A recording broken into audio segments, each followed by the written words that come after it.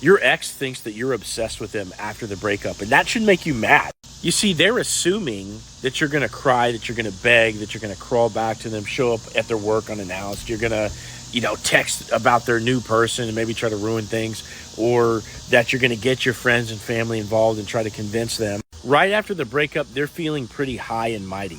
And honestly speaking, maybe you had something to do with the formation of this opinion about you, because of maybe things that you did do right after the breakup, like beg them or write them a letter. But the fact that you were trying to show them that you care, and they take that and just kind of bolster their ego with it and even push you away further, that should make you mad.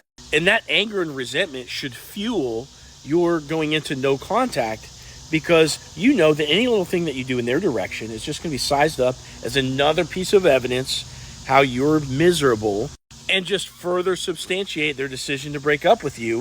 And you don't want to give them that satisfaction. So if you don't break down and you stick true to no contact, you don't watch their stories, you don't message them, you don't do anything, then surprise, surprise, who's going to be checking your socials in just a matter of weeks? And it's around that time they're going to start to try to breadcrumb you to get you to chase them, so that way they can feel your validation. And once again, you have to stay strong in no contact. Now, if you do all this right, they're going to be able to feel that they have no power over you. And what's it like when you think that you have, like when your ego is built up upon X, Y, and Z people liking you, or when you have X, Y, and Z resources at your disposal, and then you find out you don't?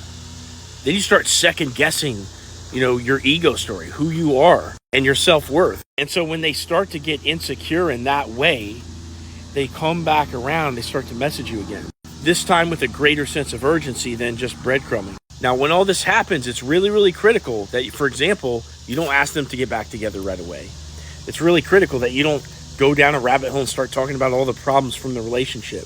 There's very specific instructions that you have to use to conduct yourself with when they finally start messaging again if you want them back. And if you want my help with this, click into my profile, click this link down here, and either send me in a question or book a phone call with me. Let's talk about your situation.